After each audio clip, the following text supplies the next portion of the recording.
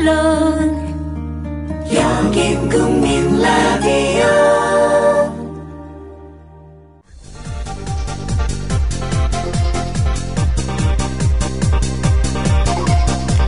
청취자 여러분 안녕하십니까, 조상훈입니다. 어느새 10월의 첫날입니다. 자식을 잃고 그 이유도 모른 채 69일째 아침을 맞이한 분들도 있습니다. 세월호 사고 유가족들을 배제한 여야의 특별법 합의, 타협을 위한 합의인지 진상규명을 위한 합의인지 석연치 않은 지난밤의 타협, 오늘 조간 브리핑과 국회 소식에서 집중적으로 다뤄보겠습니다. 채용자 평균이 44살이고 대부분 박사이며 비정규직임에도 불구하고 김무성 새누리당 대표의 30살 된 석사학위 소지자인 딸이 수원대 정규직 교수가 된 사연, 그 의혹들을 짚어보겠습니다. 새정치민주연합 안민석 의원을 오늘 초대합니다. 광고 듣고 잠시 뒤에 뉴스와 본격적으로 시작하겠습니다. 조합원 스토리텔링님 신청 광고입니다. 겨울철 벨미 과메기 맛있게 드셨어요? 포항 죽도시장 상인협동조합에서 이번에는 간장게장을 내놓아요. 살아있는 암꽃게로 만들어 살이 탱탱한 명품 간장게장. 미디어 협동조합원께는 아주 저렴한 가격으로 모시고 배송비를 따로 받지 않습니다. 010-9896-8282 010-9896-8282 검색창에서 죽도락을 검색하세요. 밥도둑 망도둑 내 사랑 간장게장. 뭐 드시겠습니까? 잠깐만요. 야, 10월달에 신촌에서 뭐 재밌는 거 한다며. 그 개쩐다는 페스티벌. 맞아요. 페스티벌 3. 2014 페스티벌 3. 그게 뭡니까? 뮤지션들 18팀이 펼치는 뮤직 페스티벌. 언제? 어디서? 10월 25일 토요일.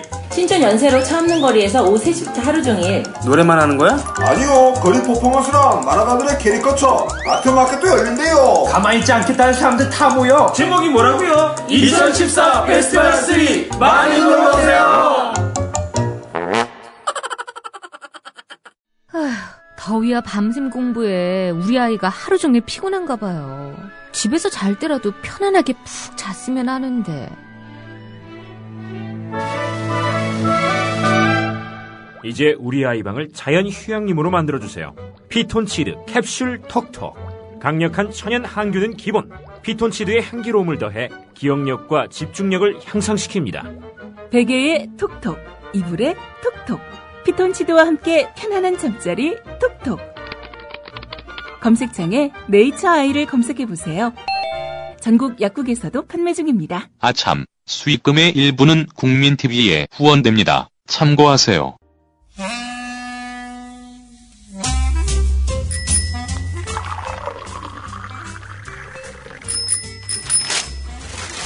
아침 신문 귀로 읽으세요. 김용민의 조간 브리핑.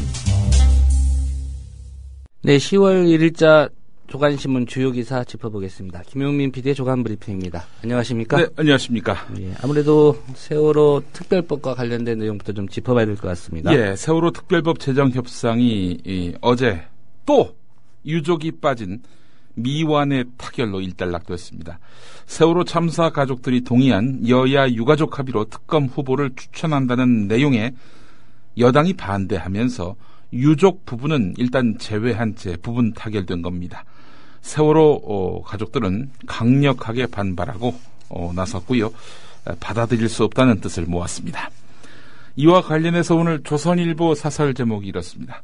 여야 합의 또 걷어찬 세월호 유족, 국민 인내의 한계 넘었다.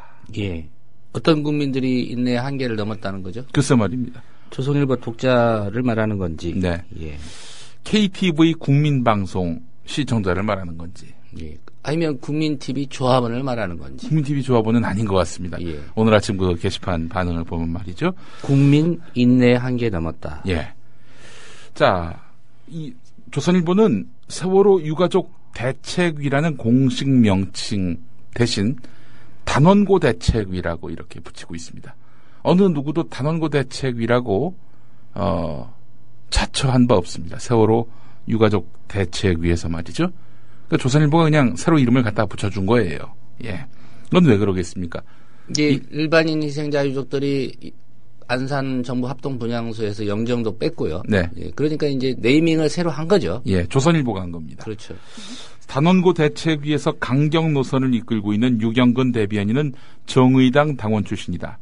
최근 새정치연합 김현 의원과 술을 마신 뒤 대리기사를 집단 폭행한 것도 단원고 대책위 간부들이다. 이들은 그간 반정부 집회를 앞장서 이끌어온 단체들과 함께 움직이고 있다. 정치권에서는 단원고 대책위가 현 정권을 상대로 하는 투쟁만 외칠 뿐 정확히 무엇을 요구하는 것인지조차 모르겠다는 지적이 적지 않다. 이분들이 뭘 요구하는 건지 모르겠다는 거예요. 수사권과 기소권이 부여되는 진상조사의 꾸리는 세월호 특별법을 제정해달라는 게 요구죠. 유일한 요구고 예, 예. 아주 선명한 요구죠. 이 요구를 외면한 건 또 정부 여당이고 말이죠. 분명히 단원고 대책위가 요구하고 있는 것이 무엇인지 모를 리가 없을 조선일보가 사설에 무엇을 요구하는 것인지조차 모르겠다는 지적이 적지 않다. 예. 그 지적은 정부 여당의 지적이겠죠. 예. 조선일보는 그러면서 이제는 정치권이 중심을 잡고 세월호 전국을 넘어서야 한다. 무엇보다 새정치연합이 또 소수 강경파 유족의 주장에 휘둘리게 되면 제1야당의 자격을 스스로 포기하는 것이나 다름없다라고 되어 있습니다. 유족이 그 단원고 대책위와 일반인 대책위로 나뉘었다면 절대 다수가 유가족 대책위고요. 단원고 대책위이고요. 단원고 대책위 안에서도 다수가 받아들일 수 없다. 이렇게 뜻을 모았습니다. 도대체 소수 강경파 유족이 누굽니까? 자, 조선일보의 이 사설 마지막 부분은 이건 진짜 인간이기를 포기한 것이 아닌가 그런 의구심을 가질 수밖에 없는 내용입니다. 소개해드리겠습니다. 조선일보 사설입니다. 안산 일대 상인들이 세월호 플래카드 철거를 요구했고 일부 진도군민은 실종자 가족들에게 팽목항을 비워달라고 나섰다. 합동 분향소를 찾는 국민의 발길도 거의 끊어지고 있다. 세월호에만 발이 묶여 온 나라가 가라앉는 듯한 분위기를 계속 이어갈 수 없다는 것이 국민의 뜻이다. 예, 조선일보 사설은 이렇게 마무리됩니다. 예, 여기도 국민의 뜻이라고 썼군요. 예. 예. 경향신문 사설은 이 내용과 상반됩니다. 여야의 세월호 특별법 합의는 8월 19일 2차 합의안을 기본으로 특별검사 선정 과정에서 야당의 추천권을 좀 더 강화하는 쪽으로 결론이 났다. 당초 유가족들이 납득할 수 있는 최소한의 방안으로 내놓은 것은 여야와 유가족이 합의한 4명이다. 새누리당 이완구 원내대표도 내락한 것으로 알려졌지만 청와대의 입장을 대변한 친박 강경파들의 반대로 유가족의 참여는 추후 논의한다로 후퇴했다. 여야의 세월호 특별법 타결은 수사권 기소권 절대 불가라는 박근혜 대통령 고집 앞에서 현실적으로 관철 방안이 없는 세월호 유족들이 어쩔 수 없이 물러나면서 마련됐다. 결과는 유가족들이 이대로 가다가는 특별법 자체가 무산될 수 있다는 우려에 수사권 기소권을 포기해가며 양보안을 내놓았지만 이마저도 묵살당한 셈이다. 대략 조선일보 사설 또 경향신문 사설을 종합해보면은 지금 박근혜 대통령이 미워하고 증오하고 적대시하는 대상이 누군지 뚜렷하게 드러납니다. 바로 유가족, 특별히 단원고 희생자 유가족들입니다. 이들을 어떤 식으로든 포위하고 고립을 시켜서 이들의 주장에 힘이 실리지 않도록 하겠다. 이런 박근혜 대통령과 그 주변 세력의 적개심이 어제 합의 과정에서 고스란히 녹아 있었다는 얘기죠. 자, 이런 정부 여당, 청와대의 의중을 누구보다도 잘 알고 있을 박영선 원내대표를 비롯한 새정치민주연합 의원들, 대체 뭐 하는 겁니까? 이러니 여당 이중대란 얘기 듣는 거 아니에요? 세월호 특별법을 제정하는 취지와 목적은 분명하지요. 성역 없는 조사를 통한 명백한 진상규명과 유사한 비극을 막는 재발방지책 마련 아니겠습니까? 예. 2차 합의안의 그 한계로 지적됐죠. 특별법의 핵심인 진상조사위의 그 수사권이 빠짐으로써 과연 세월호 참사의 명확한 진상과 책임 소재를 밝혀낼 수 있을지 회의적입니다. 막판 돌파구를 막은 청와대와 여당 강경파를 다룬 기사가 경향신문 3면에 있습니다. 박근혜 대통령은 여야 유가족의 3자 회동을 앞둔 시점에 새 정부 2년 동안 정치권의 장외 정치와 반목 정치로 어려움을 겪고 있다고 야당을 비난하면서 협상에 찬물을 끼얹었습니다. 이후에 여당 강경파들은 특검 후보 추천에 유가족이 참여하도록 한 재협상안을 입법권 침해라면서 강하게 반발하고 나섰습니다. 여당의 강경론은 결국 세월호법 협상의 마지노선은 2차 합의안이라는 박근혜 대통령 가이드라인에 충실한 입장이었던 것이죠. 야당이나 유족의 입장을 반영할 수 있는 강성 특검이 추천돼서 청와대까지 뒤지는 사태가 발생할 가능성은 아예 차단하겠다는 의도입니다. 자, 어떻게든 국회는 정상화된 만큼 세월호 특별법 협상을 아예 장기 과제로 만들어서 사실상 침몰시키려 하는 것 아니냐, 이런 비판이 가능해 보인다. 이것이 바로 경향신문 기사 내용입니다. 예. 조선일보 사설 한 대목 중에 이 새정치연합이 또 소수 강경파 유족의 주장에 휘둘리게 되면 제1야당의 자격을 스스로 포기하는 것이나 다름없다. 예. 이미 포기한 지 오래 아닙니까? 그렇죠. 정부 여당 강경파가 세게 나오면은 백기를 들 수밖에 없는 이런 허약하다 못해 무능하다 못해 존재의 의미를 스스로 망각해버린 이런 야당, 뭐 실종이 됐죠. 예, 제1여당, 제2여당 이렇게 있죠 지금. 예. 그런 것 같습니다. 제가 앞서서 박근혜 대통령이 이 세월호 단원고 희생자 유족들을 증오하는 것 같다라고 말씀을 드렸죠. 실제로 또 이것 말고도 또 정황이 있지 않습니까? 세월호 특별법과 관련해서 여야 그리고 유가족 3자가 협상하는 와중에 경찰은 대리기사 폭행 시비에 휘말린 세월호 유가족 3명에 대해서 구속영장을 신청했고요. 또 검찰은 어제 영장을 결국 청구하기로 했습니다. 예. 자, 관련한 기사가 있습니다. 서울신문 기사인데요. 그 신면에 나와 있습니다. 경찰이 폭행사건 피의자에 대해서 검찰의 구속 기소 의견으로 송치하는 비율이 매년 0.002% 안팎에 불과한 것으로 집계됐다는 것입니다. 경찰청의 죄종별 송치 의견 자료에 따르면 2012년 경찰이 처리한 폭행사건 17만 339건 가운데 구속 기소 의견으로 검찰에 넘긴 사건은 380건, 그러니까 0.0022%라는 겁니다. 자, 그런데 말이죠. 이 0.0022%에 해당하는 380건 가운데 130건은 보복 범죄였습니다. 뭐 나름 이런 폭행사건과 관련해서 구속 기소 의견으로 넘어간 사건 가운데 3분의 1은 보복 범죄같이 이렇게 재범 가능성이나 증거인멸 우려가 뚜렷한 경우였다는 것이죠. 예. 그렇다면 결국 이런 폭행사건 피의자에 대한 구속 기소 의견 제시, 뭐 극소수라는 겁니다. 한마디로 얘기해서. 자, 그런데 말이죠. 경찰은 영장을 신청했고 검찰도 영장을 청구했습니다. 세월호 특별법 협상 막바지에 다다른 상황에서 검경이 이런 플레이를 벌였다. 도대체 법치를 위한 것이냐, 파란 지붕을 위한 것이냐, 뭐 답은 너무나 분명해 보입니다.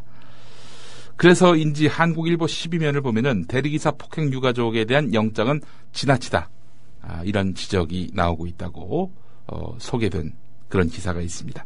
경찰이 이미 사건 당시 CCTV 영상까지 확보한 상황에서 추가적인 증거인멸 가능성을 논하는 것 자체가 무리인데 말이죠. 또 게다가 피해자가 전치 6주 이상 부상일 경우 구속영장을 청구하는데 피해 대리기사 이모 씨는 전치 4주 진단을 받았습니다. 그래서 조국 서울대 법대 교수는 술 먹고 싸우는 일은 다반사라서 중대한 범죄라고 보기 어렵고 영상과 증언을 다 확보했기 때문에 증거인멸 가능성도 낮다, 이렇게 말했고요. 이호중 서강대 로스쿨 교수도요, 합의를 안 했다는 사실이 구속 사유가 되지는 않는다. 이 정도로 구속까지 가는 것은 흔치 않다, 이렇게 지적했습니다. 예. 제가 좀 숫자에 집착을 하지 않습니까? 예. 서울신문 기사 가운데 네. 구속기소 의견 송치 비율 네. 이렇게 계산해봤습니다. 네. 17만 339분의 380. 네. 퍼센테이지로 하니까 0.22%가 맞는 것 같습니다. 아, 그래요? 예. 오, 그러면 제목을 좀 잘못 뽑은 것. 제목과 같습니다. 기사가 다 잘못된 거냐? 예. 제목과 기사가 다 잘못된 거군요. 예, 380건을 17만 339로 나눠야 되니까. 네. 예, 퍼센테이지로 하니까 0.22%가 나왔습니다. 그렇군요. 예, 이건 정정해 드리도록 하겠습니다. 예, 서울신문에 잘못된 내용이고 제가 검증을 못했네. 이제 숫자에 박지 않아가지고. 예. 자, 오늘 경향신문 12면 한번 보겠습니다. 검찰과 경찰이 정진호 노동당 부대표를 수사하는 과정에서 정진호 부대표의 사생활과 지인 3,000명의 개인정보가 담긴 2달치 카카오톡 대화록을 통째로 들여다본 사실이 뒤늦게 확인됐습니다. 예. 정진호 부대표 그동안 세월호 참사 진상규명을 요구하면서 집회를 열고 청와대 행진을 시도한 혐의로 수사를 받던 중이었는데 말이죠. 인권단체 연석회의, 공권력 감시대응팀 등 인권 관련 시민사회단체는 경찰의 사이버 사찰 우려가 현실로 나타났다면서 비판 기자회견을 오늘 열 예정입니다. 인권단체 관계자들은 카카오톡 대화 가운데에는 현금카드 비밀번호, 재판과 관련해서 변호사와 나눈 이야기, 초등학교 동창들과 나눈 이야기 등 내밀한 이야기가 담겨있다라면서 광범위한 감시, 사찰 행위이면서 심각한 표현의 자유 침해, 사이버 검열이다 이렇게 말했다고 합니다. 예. 사이버 사찰에 대한 시민사회 우려가 커지고 있는데 검찰은 개인 간 대화 이거 안 본다 이러지 않았습니까? 근데 들여다봤습니다. 사이버 허위사실 유포 전담 수사팀을 발족하고 인터넷 포털 사이트에서 발생하는 허위사실 유포에 대해서 직접 수사한다는 방침을 밝힌 바 있는 검찰. 예. 노동당 부대표의 카카오톡을 들여다본 이런 상황. 아무래도 텔레그램 같은 해외 메신저로 옮기는 사이버 망렬 더욱 부추길 가능성이 높아졌습니다. 예. 오늘 경향신문 19면을 본 말이죠. 어제 서울 서초구 팔레스 호텔에서 있었던 ICT 산업현황 진단 및 경쟁력 강화 간담회 내용을 전하고 있습니다. 미래창조과학부가 개최를 한 건데 간담회에는 삼성전자 전무, LG전자 상무, SK텔레콤 부사장, KT 부사장, LG U+ 부사장, 네이버 대표, 그리고 NC소프트 전무가 참석했는데 회의 주제와 또 미래창조과학부가 이 회의를 왜 열었는지는 중요하지 않습니다. 간담회 참석자들의 발언 가운데 NC소프트 황순현 전무의 발언이 유독 주목이 됐습니다. 예, 뭐라고 했습니까? 최근 검찰에서 인터넷을 사전 검열하겠다고 하는데 그렇게 하다 보면 국내 업체 가입자들이 다 떠난다. 이렇게 지적한 것입니다. 인터넷 사전 검열을 하면은 국내 가입자 다 떠난다는 얘기입니다. 당신들 때문에, 정권 때문에. 이런 얘기입니다. 한국일보 13면을 보겠습니다. 검찰이 최근 수사팀까지 꾸려서 사이버상의 허위사실 유포 행위, 또 명예훼손, 모욕 이런 것과 관련해서 엄단 방침을 밝혔는데 말이죠. 예. 악성 댓글 하면은 누굽니까? 이 사람 앞에서는 감히 명함도 내밀 수가 없습니다. 바로 좌익 교수입니다. 근데 좌익 교수 사건에 대해서는 검찰이 1년 넘도록 기소하지 않고 시간을 끌고 있다는 겁니다. 한국일보 13면 기사 더 읽어보겠습니다. 좌익 교수라는 아이디로 2011년 1월부터 2012년 11월까지 인터넷 커뮤니티에 16개 글과 3,451개의 댓글을 게시한 좌익 교수. 이런 글이었죠. 전라디언들은 전부 씨족을 멸해야 한다. 홍어종자. 이렇게 특정 지역 비하 발언은 물론이고 한명숙, 임수경 의원이나 아프리카 TV 진행자인 이경선 씨 등을 빨갱이, 창녀로 모욕했고 이경선 씨, 그러니까 망치 부인이죠. 이분 딸에 대해서는 성폭력성 글까지 올렸습니다. 예. 대선 국면에서는 문죄인 씨, 되져야 할 텐데 공주님, 박근혜를 우리 통령으로 각하. 이런 선거 개입 발언도 서슴지 않았습니다. 자, 좌익 교수에 대한 이런 늑장 사법 처리는 최근 명예훼손 유사 사건과 관련해서 검찰이 보인 행보와 크게 대조됩니다. 검찰 출신의 한 변호사는 세월호 참사 당일 박근혜 대통령의 행적 의혹을 제기한 일본 산케이 신문 보도에 대한 속전속결 수사 등과는 분명히 달라 보이는 건 사실이다. 법리 검토에 충분한 시간을 쏟았다 하니 조만간 판단을 내리지 않겠느냐 이렇게 말했다고 합니다. 예, 조만간. 이 정권이 끝나는 시점을 전후해서. 예. 글쎄요, 언제쯤이 될지는 모르겠습니다. 네. 경향신문 13면을 보겠습니다. 교학사 교과서 채택률을 높이기 위해서 지금 교육부가 꼼수 입법을 추진하고 있다는 내용입니다. 교육부가 국무회의에서 한 번 선정된 검인정 교과서를 변경할 때 현재 학교운영위원회 출석위원 과반수로 되어 있는 의결 요건을 3분의 2로 강화를 한 그런 교과용 도서에 관한 규정 개정안이 의결됐다고 밝혔습니다. 지금은 2분의 1 이상인데요. 이제 바꾸는 그 규정에서는 3분의 2로 한다는 겁니다. 강화한다는 거지요. 예. 교육부가 최근 학교별 교과서 주문 이후에 교과서 선정 결과를 공개하도록 했지요. 거기에 그치지 않고 법으로 교과서 선정 변경을 어렵게 하는 2중 3중의 교학사 교과서 지키기 장치를 내놓은 것입니다. 700여 개 학교가 아직 한국사 교과서 채택을 앞두고 있는 상황이기 때문에 올해 초에 학부모 학생의 그 반발로 다른 교과서로 바뀐 그런 교학사 교과서 또 학부모 학생이 반발한다고 해서 쉽게 바꾸지 못하도록 이렇게 보호장치를 만들려 하는 것 아니냐 이런 논란이 그치지 않고 있다는 겁니다. 예. 한겨레 일면 기사입니다. 늘려도 모자랄 판에 싹둑 잘렸습니다. 이런 제목인데요. 내년 복지 관련 예산 비중이 전체 예산 대비 처음으로 30%를 돌파했지만 대부분 이 지출 증가분, 자연적으로 증가할 수밖에 없는 지출 증가분이어서 우리 사회에서 꼭 필요한 취약계층과 저출산 관련 복지 예산 이것이 또 줄줄이 삭감된 것으로 나타났습니다. 뭐가 삭감됐느냐? 가정양육수당 1135억 삭감, 저소득 암환자 지원 50억 삭감, 신생아 집중치료 20억 삭감, 영유아 건강관리 17억 삭감 이렇게 돼 있다는 겁니다. 서울신문 일면에도 예산 관련한 기사가 나와 있는데 국가재정에서 지방자치단체를 지원하는 지방교부세가 내년에는 올해보다 무려 1조가량 줄어드는 것으로 나타났습니다. 이렇게 되면 지방재정 악화, 불을 보듯 뻔하지요.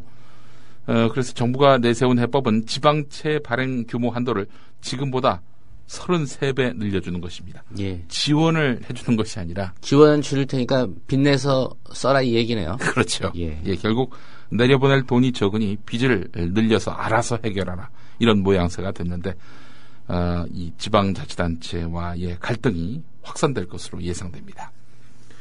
이런 가운데 세계일보 신면을 보니까 의전 불만을 품은 고의원이 15살 많은 공무원 정강이를 걷어찬 그런 일이 발생했습니다.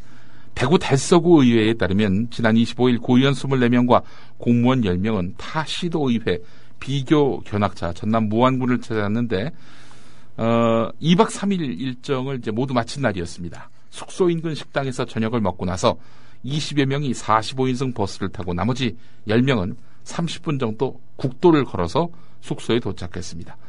버스로 먼저 숙소에 도착한 허시영 대구 달서구 의회 운영위원장은 걸어서 온 그 전문위원에게 다가가 왜 사전 보고 없이 의원님들과 깜깜한 국도를 위험하게 걸어왔느냐 이러면서 나무랐습니다. 예. 그러면서 발로 정강이를 한 차례 걷어찼다고 하는데 이 구 의원은 41살 제 나이군요.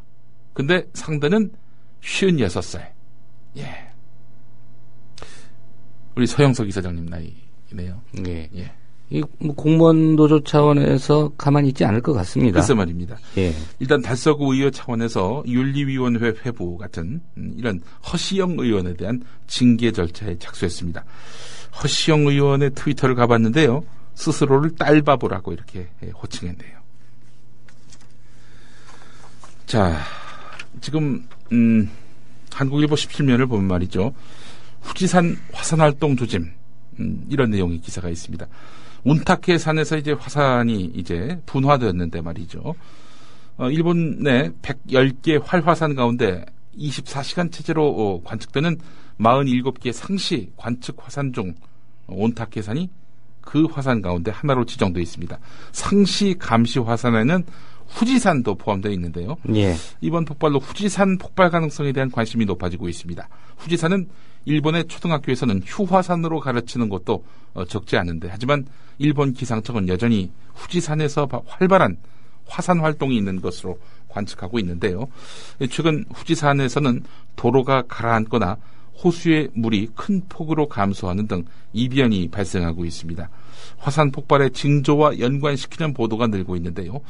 만약에 후지산이 폭발한다면 화산재가 도쿄와 요코하마 같은 수도권 대도시를 덮쳐서 1250만여 명이 기관지 이상을 호소할 가능성도 나오고 있습니다.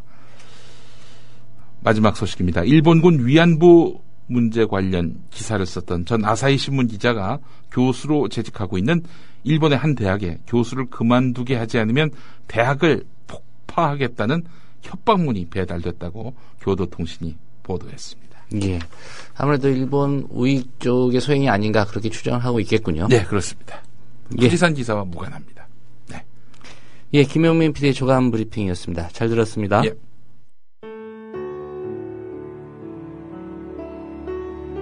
경남 거창에 사는 조합원 백함나무님. 남편의 유언으로 온 가족이 미디어 협동조합원이 됐습니다. 라디오 비평 들으실 때마다 아이고 속이 시원하다 이렇게 하시더라고요.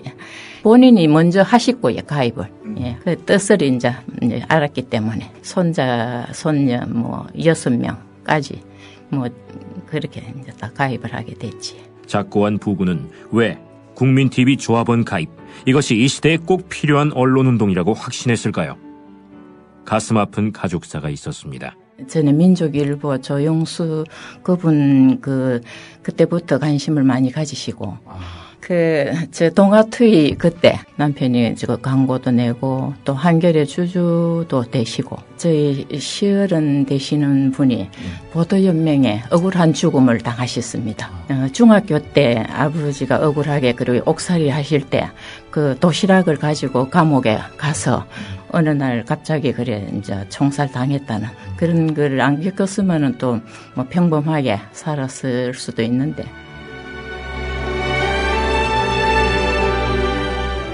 여러분도 공정언론 건설에 함께하지 않으시겠습니까? 국민.tv 미디어 협동조합 홈페이지에 들어오셔서 조합원으로 가입해주세요. 전화 서울 3144-7737, 3144-0933으로도 하실 수 있습니다.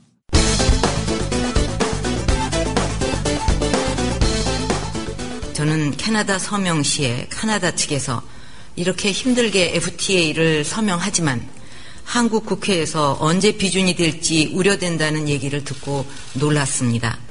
다른 나라에서도 우리 국회에 대해 걱정할 정도로 지금 우리 국회 상황이 국제사회에 전부 알려져 있고 그 상황이 우리나라 국익과 외교에 얼마나 신뢰를 떨어뜨리고 있는 것인지 우려스러웠습니다.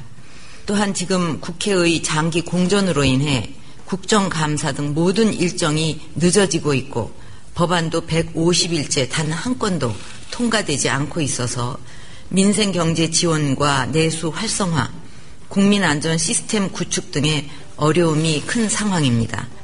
지금 본회의에 계류되어 있는 91개 안건 외에도 민생과 직결된 수많은 법안들이 상임위에서 논의조차 못되고 있습니다. 정치도 국회도 모두 국민을 위해 있는 것이고 정치인 모두가 국민을 위해 모든 것을 걸겠다는 약속을 한 것을 국민들은 잊지 않고 있을 것입니다. 그러나 그 약속과 맹세는 어디로 가고 모든 문제를 정략적으로 접근하고 있습니다. 새 정부가 들어서고 거의 2년 동안을 정치권의 장외 정치와 반목 정치로 어려움을 겪고 있는데 이런 상황일수록 야당이란 말이 안 나왔을 뿐 야당 탓을 늘어놓은 박근혜 대통령, 새정치민주연합 정의당 대변인은 마치 서로 짜맞춘 듯 당신은 누구십니까? 이러고 있는데 박수현 새정치연합 김종민 정의당 대변인 순 현중 인사에 낙하산 인사는 물론 임명된 지 3개월 만에 사퇴한 청와대 수석비서관, 성추행 사건으로 국제적인 망신을 당한 청와대 대변인, 국민적 비난 속에 낙마한 2명의 국무총리 후보 등 소위 무자격자 수첩 인사로 전국이 시끄러웠던 것도 야당 탓입니까? 또 국정원이 대선 개입에다 국정원이 조직적으로 간첩 증거를 조작하고 검찰은 조작된 증거를 바탕으로 재판부를 속임으로써 국제적으로 망신을 당한 일도 야당 탓이란 말입니까? 비정상의 정상화를 이야기하면서 무수한 대선 공약 파기로 국민들에게 외면을 당하는 것도 야당 탓입니까? 세월호 참사 168일째를 맞이하지만 더 이상 타협은 없다라고 대통령께서 직접 대못을 박아버리는 작금의 형국이 야당 탓입니까? 국회 공전을 넘어 마비에 이르게 한 자가 진정 누구입니까? 150일이 넘도록 세월호 특별법 하나 통과시키지 못하는 나라의 대통령은 과연 누구입니까? 세월호 특별법에 대해 가이드라인을 지시해서 국회 협의에 파탄을 낸 장본인은 누구입니까? 국회 밖 청와대에 앉아 장외 정치를 하는 자 또한 누구입니까? 야당을 비난하고 세월호 유가족을 모독하며 반목 정치를 앞서 실천한 자 또한 누구입니까? 그러나 이보다 더 훌륭한 대통령 비판 논평이 있었으니 2004년 7월 2일 당시 야당 대표가 했던 본회의 연설. 이제 우리는 더욱 살기 좋고 더욱 자랑스러운 대한민국을 만들어야 합니다. 우리 국민들은 새 정부가 바로 이 일을 해줄 것을 기대했습니다. 그러나 국민의 힘을 하나로 모으기보다는 국론 분열이 더욱 심해지고 경제와 안보 상황은 더욱 악화되고 국가가 가장 기본적인 임무인 국민의 생명과 안전을 보호하지도 못하는 것을 보면서 국민들은 정부의 무능과 무책임에 분노하며 국가에 대한 근본적인 회의를 갖게 되었습니다.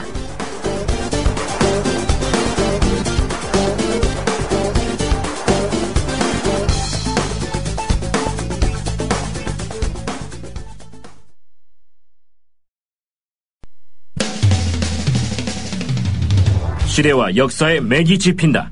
조상훈의 뉴스바. 현장에서 전해드리는 실시간 정치권 뉴스. 네, 정치권 소식 국회 출입하는 김효진 PD 연결해서 들어보도록 하겠습니다. 김효진 PD 안녕하십니까? 네, 안녕하세요. 김효진입니다. 예, 제가 PD와 기자를 합해서 피자라고 할 뻔했습니다. 예.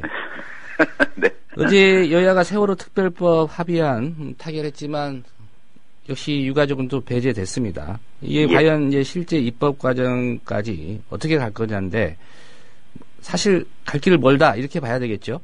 그렇습니다. 그 여야 간 진통도 문제이지만 이 세월호 유가족들의 반발이 무엇보다도 큰 고려 사항입니다. 유가족들이 반발하는 현 상황이 향후 전국에 어떻게 작용할지는 가늠하기가 어렵겠습니다. 어제 타결된 특별법 협상안의 핵심은 지난 8월 19일 이 여야 2차 합의안의 유효성을 확인하고요. 이 상설특검법에 따른 특검 후보 추천 과정에서 여야가 합의로 후보군 4명을 선정하면 추천위가 이 가운데 2명을 뽑고 마지막으로 1명을 대통령이 임명하도록 한 점입니다. 예. 결과적으로 이 과정에 유가족 참여가 배제됐는지 여부가 문제이지만 일단 더 가깝게는 이 특검 후보군 4명을 여야 합의로 선정하는 과정에서부터 이미 만만치 않은 진통이 예상이 됩니다. 예, 누가 봐도 이거 쉽지 않겠다는 생각이 듭니다. 네. 말씀하신 대로 이 특별검사 후보군 선정하는 데 있어서 어제 합의문 일부 보니까 정치적 중립성을 보장할 수 없는 후보는 배제한다. 이렇게 돼 있단 말이죠. 근데 이 사람이 정치적 중립성을 보장할 수 없는 인사인지 아닌지 이것도 판단하는데도 주관적인 어떤 입장이 반영될 것 같은데 네. 어떻습니까? 이 자체가 또 갈등의 요소가 되지 않을까요? 그렇습니다. 그 정치적 중립성을 보장할 수 없는 후보가 누구인지 과연 그 개념이 무엇인지를 두고 여야 간에 서로 아전인수격으로 해석하면서 이 질이 멸렬한 줄다리기 불보듯 뻔한 상황입니다. 여당이 지명하는 후보를 야당이 거부하고요. 반대로 야당이 지명하는 후보를 여당이 거부하는 상황이 무한 반복되면서 할 일 없이 시간만 보낼 수 있다는 얘기입니다. 그리고 또 한 가지 나오는 얘기는 이런 상황이 예상이 되기 때문에 아마 저명한 법조인 출신 인사들, 특검 후보군에 오를 수 있는 그런 인사들, 그 사람들부터가 강하게 추천 거절 의사를 밝히지 않겠느냐, 이런 전망도 나옵니다. 예. 그렇다고 사법연수원 갓 마친 사람들 추천할 수도 없는 거고요. 네, 아마도 청문회처럼 청문 사실상 신상털기식의 과거 이력 포함한 이런 것들 잘 털어대는 그런 과정을 겪을지도 모른다, 이런 우려감을 벌써 갖고 있다는 겁니다. 예. 한 가지 또 논란거리가 유가족의 특검 후보 추천 참여 추후 논의한다 이렇게 했는데 유가족들 입장에서는 사실상 우리 배제하기로 한 거 아니냐, 네. 이런 평가입니다. 이건 또 어떻게 봐야 될까요?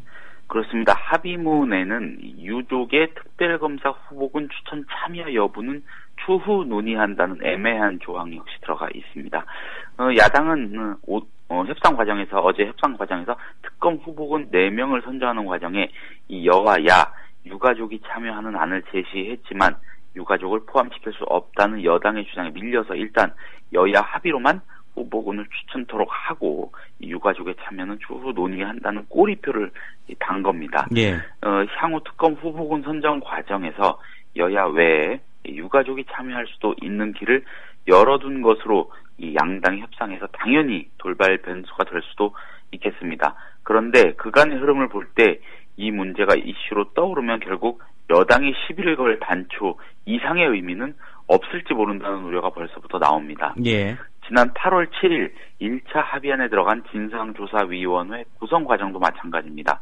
당시 여당은 진상조사위원회에 유가족 3명을 포함시키는 안을 양보하고 이 특검 후보 추천은 상설특검법에 정해진 원칙대로 한다는 안을 관철시킨 바 있습니다.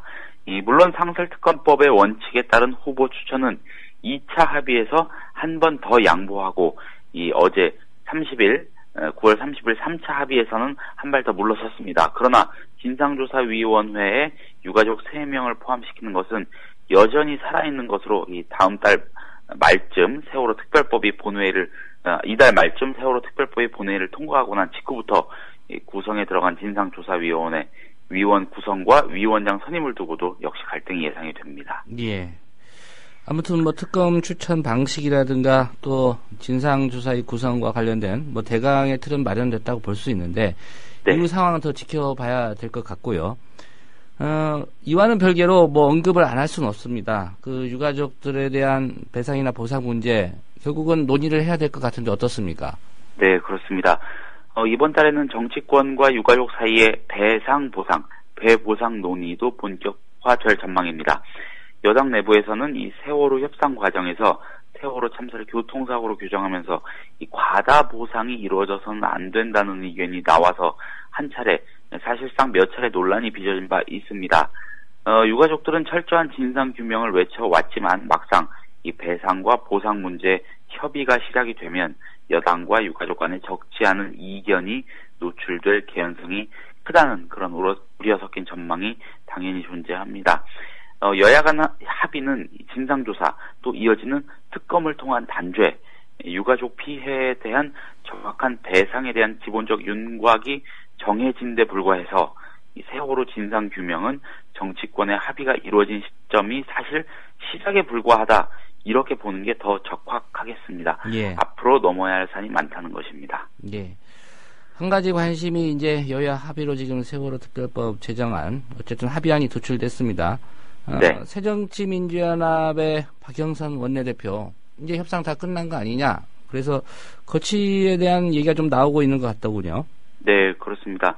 일단 적어도 이달 말까지는, 10월 말 정도까지는 사실상 협상의 연장선에 놓이기 때문에 당분간은 직을 유지하지 않겠느냐는 전망이 높습니다. 예. 참고로 새정치연합 당헌은 만약 원내대표 자리가 빌 경우 후임의 임기를 잔여 임기로 해서 1개월 안에 선출하고요. 그 사이에는 원내수석 부대표가 대행을 맡도록 합니다.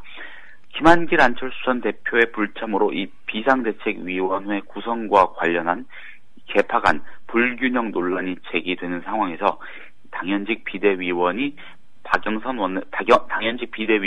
박영선 원내대표가 하차할 경우 논란이 더 커질 수 있다는 현실적 우려도 일단 유지라는 걸 전망케 하는 대목입니다. 예. 그러나 이미 정치적 내상을 입었고 지난번 거취 논란 때 이 세월호 특별법 협상까지만 지휘하고 원내대표직에서 물러나야 한다는 목소리가 컸던 점 등을 감안하면 과연 박영선 원내대표가 원내 장악력을 바탕으로 리더십을 발휘할 수 있겠느냐는 지적도 있습니다. 예. 국회 상황은 어제 세월호 특별법 합의하면서 네. 오늘부터 각 상임위원회별로 전체 회의도 열고 어쨌든 의사 일정은 정상적으로 좀 돌아가기로 한 모양이죠? 네, 그렇습니다. 국회 농림축산식품해양수산위원회, 안전행정위원회, 또 보건복지위원회, 법제사법위원회 등 다수의 상임위가 오늘 일제히 전체 회의를 열고 오는 7일부터 27일까지 실시될 국정감사와 관련한 일정을 논의합니다. 예. 특히 각 상임위별로 이 국감 증인 협상조차 안 된 곳이 많아서 여야는 각 상임위에서 증인 명단 협상에 서둘러 나설 것으로 보입니다. 아직 전체 회의 일정이 잡히지 않은 상당수 상임위들은 되도록 빨리 회의 일정을 잡기 위해서 이 위원장 중심으로 발빠르게 움직이는 그런 분위기입니다. 예. 뭐 다른 일 때문에 이 문제에 좀 관심을 덜 가졌던 것 같기도 한데요. 어쨌든 네. 국회 의사 일정 제대로 돌아간다는 그런 상황이고요. 또 전국 뭐 한숨 돌렸다 이렇게 평가할 수 있는데 네. 이 개헌 관련 논의 오늘부터 당장 좀 논의가 시작된다 이런 전망이 있습니다. 네, 그렇습니다. 뭐 몇 차례 말씀드렸습니다만 여기에서 말씀드리는 개헌이라는 것은 권력 구조 즉 현행의 5년 단임 대통령제를 다른 방식으로 바꿔보자 하는 내용의 개헌이죠. 여야 국회의원 148명, 148명이 참여하는 여야 모두 섞어서 참여하는 겁니다. 개헌 추진 국회의원 모임이라는 곳이 국회 내에 있습니다. 이 모임이 오늘 조찬 모임을 갖고 개헌 공론화에 나섰습니다. 잘 드러나지 않아서 그렇지 사실 국회 내에 존재하는 국회의원 모임 중에서 여야가 함께 참여하는 모임이 상당히 많습니다. 개헌 추진 모임 역시 그런 모임 가운데 한 곳으로 보시면 되겠고요. 예. 새누리당 이군현 사무총장이 여당 간사를 맡고 새정치민주연합 우윤근 정책위 의장이 야당 간사를 맡고 있는 이 모임, 오늘 오전 7시 반에 국회 귀빈식당에서 모임을 갖고 개헌안 조문화 작업과 동시에 개헌 특위를 구성하는 내용 등을 논의했습니다. 최근 새누리당 이인재, 김태호 최고위원, 이재호 의원 등이 개헌의 필요성을 주장하고 나서면서 정치권 내에서 개헌에 대한 관심이 커지고 있는 상황이라서 이 모임에 대한 관심도 높았고요.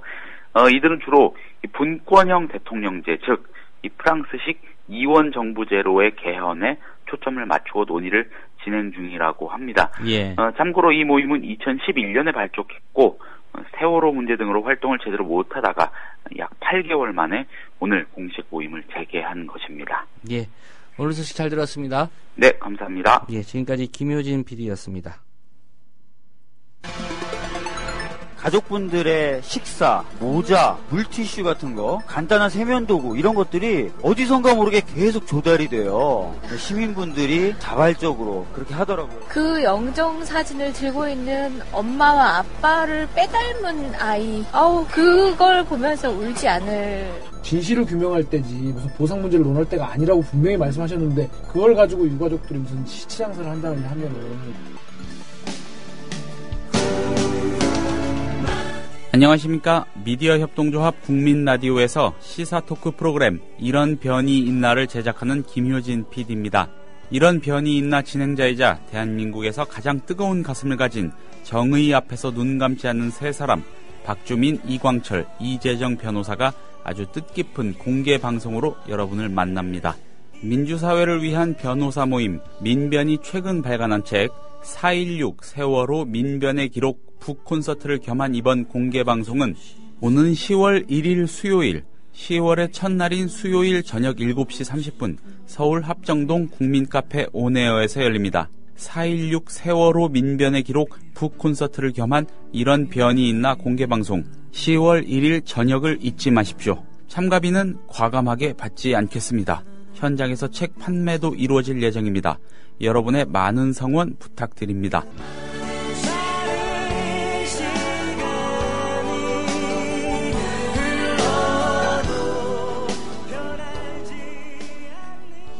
사람은 곧 하늘이다. 우리 사람은 모두 골고루 잘 살 천부적인 권리를 하늘로부터 받고 태어났다. 식약, 외세를 몰아내고 우리 한번 정말 좋은 세상 만들어보자.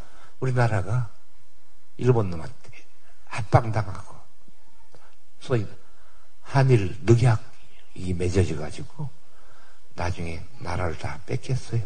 동학 농민들 다 때려 죽였기 때문에 녹두꽃이 떨어지면 청포장수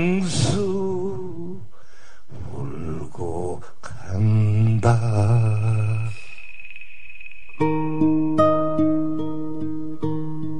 농림부 장관을 지냈던 김성훈 미디어 협동조합 초대 이사장의 말이었습니다.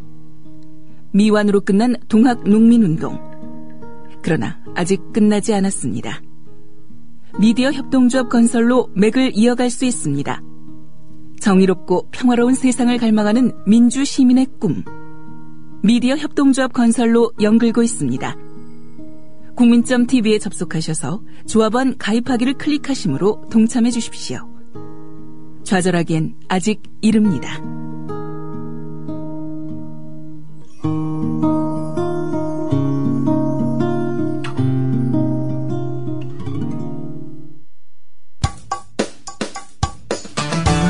여러분께서는 지금 국민일보 해직기자 조상훈이 진행하는 국민라디오 아침 시사 프로그램 조상훈의 뉴스바를 듣고 계십니다.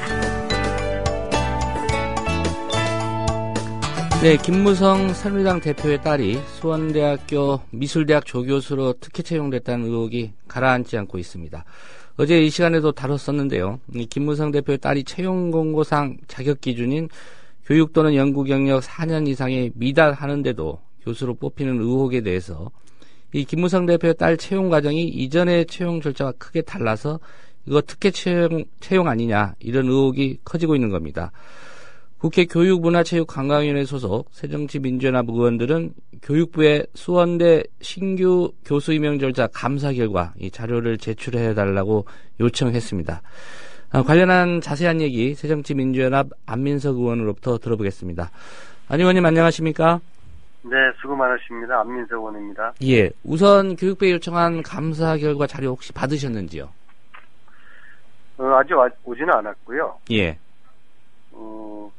보통은 뭐 이런 자료 요청을 하면은 빨리 오는 편인데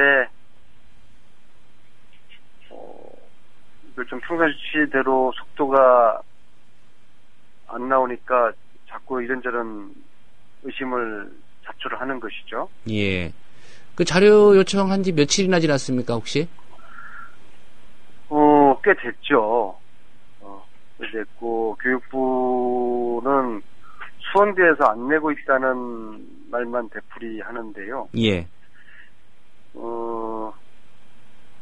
교육부라는 것이 대학의 관리 감독 역할을 하는 것이거든요. 그런데도 대학의 입장을 국회에 반복적으로 전달하는 이런 식이면은 교육부가 혹시라도 특정 사학에 대변을 하고 있지 않는가라는 그런 또 오해를 받을 수가 있죠. 그래서 하루 속히 자료 제출을 하고 또 오해가 있으면 오해를 풀고 예. 또 저희들이 가지고 있는 판단이나 정보도 뭐 100% 정확하다고 볼 수가 없으니까는요. 예.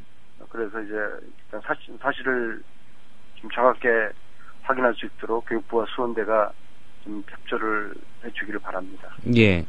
지금까지 그러면 안 의원께서 파악하신 이 김무성 대표 딸 채용과 관련해서 의혹, 이거 사실관계를 좀 확인해봐야 된다. 이런 대목들이 있을 텐데 어떤 부분들입니까, 구체적으로? 뭐 사실 이 부분은 제가 확인한 건 아니고요. 예. 그러니까 저는 지난 연말에 국정감사를 통해서 수원대학교에 총체적인 사학비리에 대해서 문제를 제기를 했고, 그리고 교육부에 종합감사 실시를 요청을 했고요. 예. 다행히 교육부가 종합감사 요청을 받아들여서 지난 이번 연초에 종합감사 실시를 했어요. 예. 그래서 이제 뭐 한 33가지 정도의 문제점이 나와서 그 중에 한 4건은 검찰로 고발을 의뢰한 상태거든요, 교육부가. 예. 그리고 지난 4월인가 5월에 KBS PD 수첩에서 수원대 그 문제를 취재를 하면서 아마 그 담당 기자가 김무성 대표의 딸이 지난 8월에 교수로 임명됐다는 것을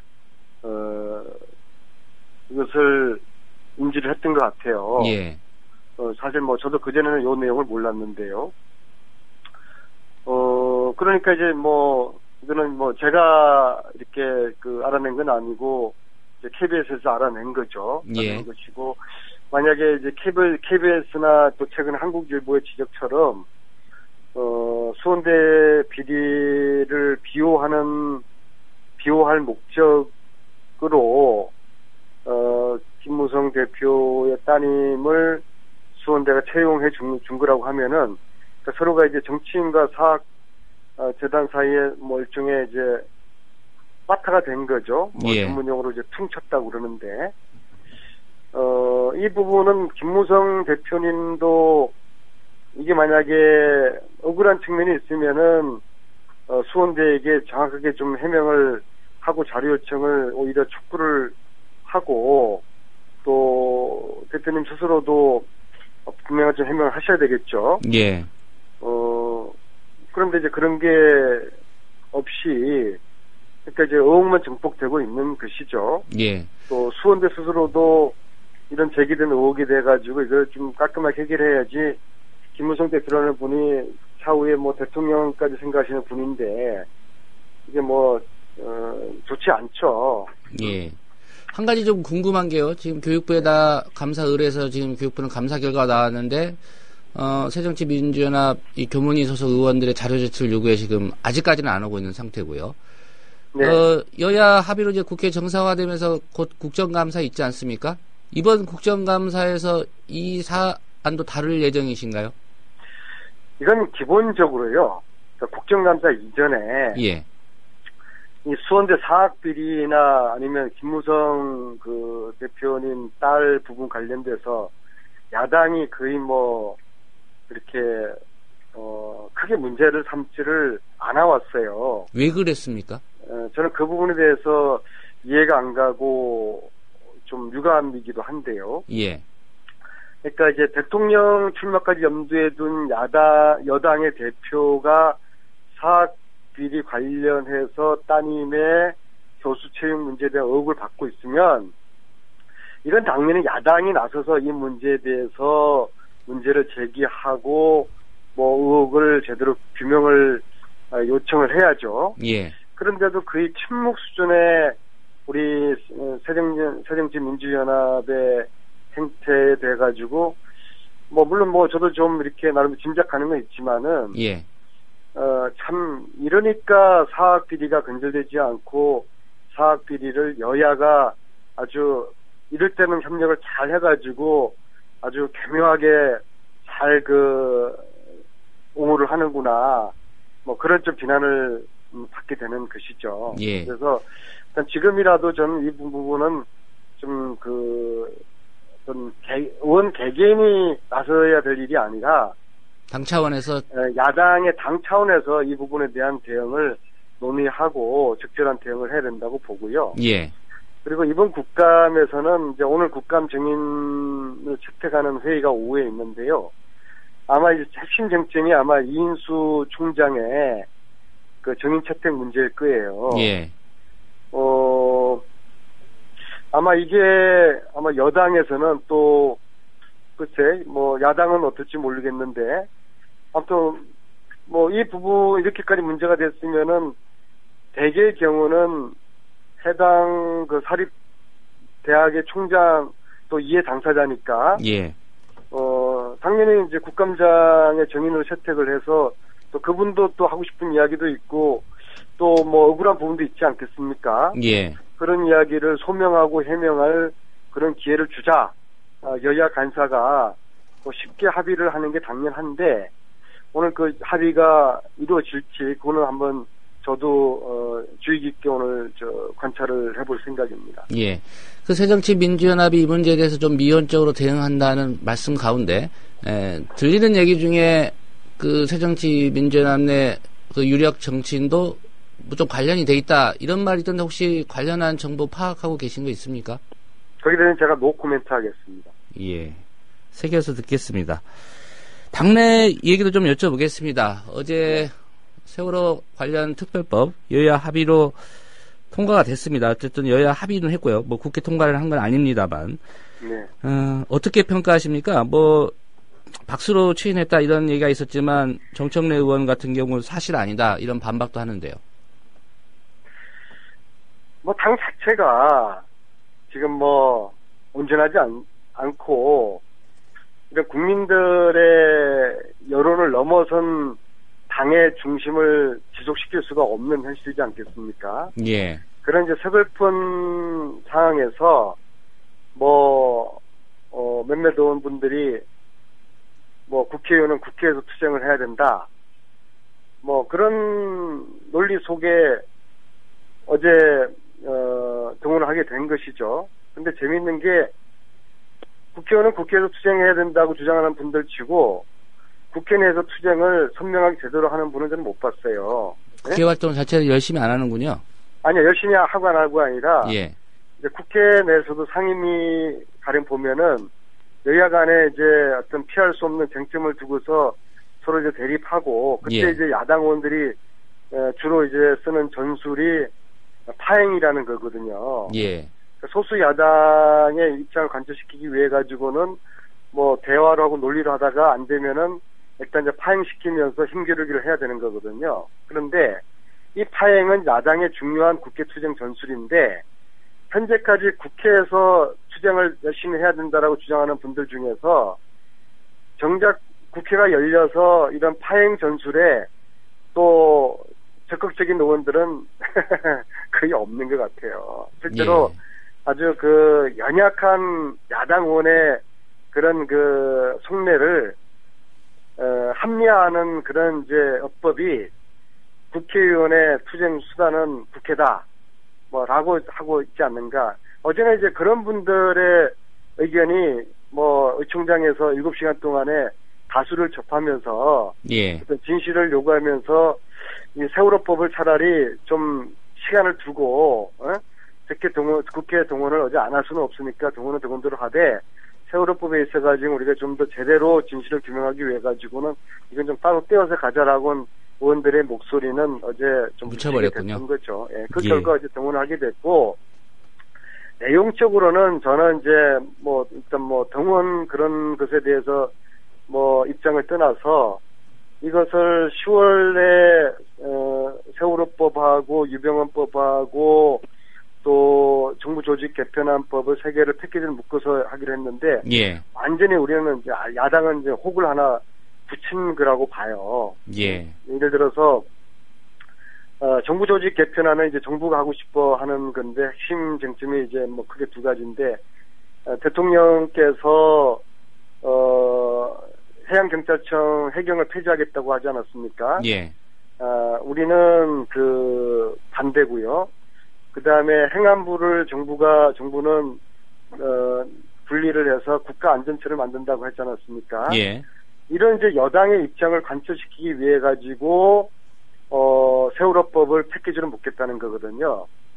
이거는 이제 야당 입장으로서는 이제 혹을 하나 붙이게 된 셈이죠. 예. 그것을 앞으로 어떻게 다 떠나서 물론 정부 입장도 중요하죠. 존중해 줘야 되고 그러나 세월호 진실을 규명하는 것은 아무리 여론이 불리하더라도 이것을 우리가 눈치 보고 타협할 수는 없는 거 아니겠습니까? 그리고 세월호 이 규명을 위해서 진실 규명을 위해서 얼마큼 야당이 내공 있고 진정성 있는 모습을 좀 보일지 거기에 대해서는 앞으로 10월 동안 이제 우리 내부에 큰 이제 숙제가 되었는데 예, 알겠습니다. 이것이 이제 정부 조직 개편하고 이제 맞물려 버리니까 예. 결국에는 이제 밀고 땡기고 하면서 세월호법에서 우리가 얻어야 될 것을 일정 정도 양보를 해야지 또 정부 조직 개편안에서 우리가 주장하는 바를 또 어느 정도 관철시키지 않겠습니까? 예.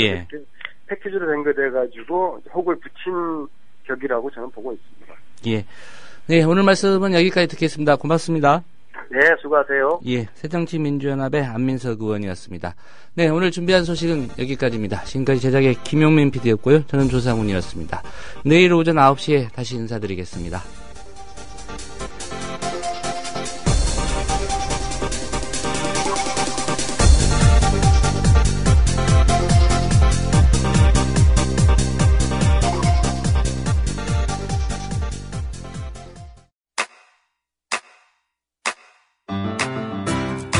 국민 라디오 지지하는 4가지 방법 아시나요?